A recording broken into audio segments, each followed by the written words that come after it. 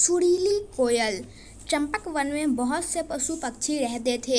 सभी का आपस में बहुत प्रेम था। वे हर मुसीबत का सामना एक दूसरे के साथ पूरी हिम्मत से करते थे।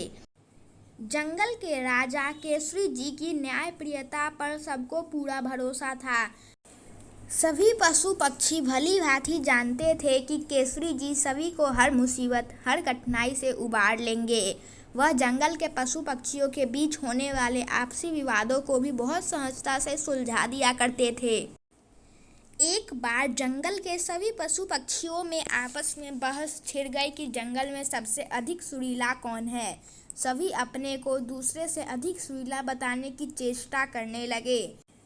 बढ़ते बढ़ते बहस इतनी बढ़ गई कि जंगल के सभी पशु पक्षियों ने केसरी जी की शरण ली। चिंटू बंदर बोला, महाराज की जय हो। महाराज, हम सभी पशु पक्षियों में बहस छिड़ी हुई है कि हम में से अधिक सुरीला कौन है। केसरी शेर ने न्याय करने से पहले जंगल के वृद्ध प्राणियों की राय लेना भी उचित समझा। सभी वृद्ध प्राणियों की यही एकमत थी कि सुरीली कोयल से अधिक मधुर आवाज किसी की नहीं है, इसलिए कोयल का नाम सुरीली पड़ा है। पर केसरी शेर जल्दबाजी में कोई फैसला नहीं लेना चाहते थे। उन्होंने कहा, ठीक है, हम अगले रविवार को जंगल में एक संगीत प्रतियोगिता का आयोजन करते हैं। जो सबसे अच्छा गाएगा उसे ही सबसे सुरीला माना जाएगा। इस निर्णय के माननीय जज होंगे गजराज हाथी दादा एवं झबरू भालू काका। अंतिम निर्णय मेरा होगा, जो जंगल के सभी पशु पक्षियों को मान्य होगा। सभी प्रतियोगी अपना नाम चिंटू बंदर को लिखवा दे। प्रतियोगिता सुबह 10 बजे नदी के किनारे होगी।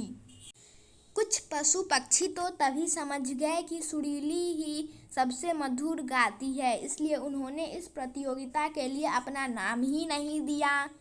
कुछ घमंडी प्राणी तब भी न माने। धीरे धीरे करके रविवार आ गया। प्रतियोगिता के दिन कालू कौवा, चंट लोमड़ी और चुस्त सियार ने मिलकर फैसला किया कि भले कोई भी जीते, किंतु सुरीली कोयल को नहीं जीतने देंगे। इसे स्वयं पर कुछ अधिक ही घमंड हो गया है। चंट लोमड़ी ने धोखे से सुरीली को एक लड्डू दे दिया, जिसमें उसने एक कड़वी गोली मिला दी, जिसे खाने के बाद उन्हें पूरा यकीन था कि सुरीली मीठा गाना नहीं गा सकेगी। सुबह 10 बजे प्रतियोगिता आरंभ हुई। सबसे पहले नटखट खरगोश गाने आया। अपना प्यारा चंपक वन, सबसे न्यारा चंपक वन, कभी नहीं लड़ते हम सब, सदा प्यार से रहते सब। इसके बाद एक एक करके चितकबरी बिल्ली, चिकचिक गिलहरी, कालू कौवा, चंट लोमड़ी तथा चुस्त सियार ने अपना गाना प्रस्तुत किया। इसके बाद बारी आई कोयल की। जैसे ही कोयल गाने चली, लोमड़ी तथा सियार आपस में एक दूसरे को देखकर मुस्कुराने लगे।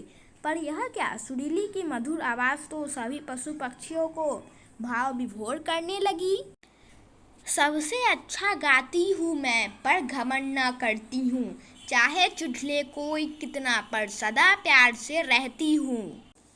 कोयल का गाना खत्म होते ही सभी माननीय जजों और केसरी जी ने सर्वसम्मति से निर्णय सुनाया और सुरीली कोयल को विजयी घोषित कर दिया।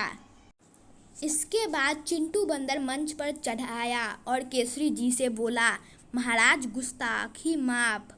मैं बताना चाहता हूँ कि कालू कौवा, चंट लोमड़ी और चतुर सियार ने बहुत कोशिश की कि सुरीली आज न गा सके। मैंने स्वयं देखा कि सियार कहीं से कड़वी गोली लाया, कालू ने उसे लड्डू में मिलाया और लोमड़ी ने वह लड्डू सुरीली को खाने को दिया। वह तो मैं यह सब देख रहा था, इसलिए मैंने सुरीली को सारी बात बताकर लड्डू खाने से रोक लिया। सच ही है महाराज, सत्य की सदैव जीत होती है, दुष्ट का सिर सदैव नीचा होता है। यह बात सुनकर केसरी जी ने तीनों को 1 महीने के लिए जंगल से निकल जाने का आदेश दे दिया। सभी पशु पक्षियों ने तालियों की गड़गड़ाहट से सुरीली कोयल की प्रशंसा की।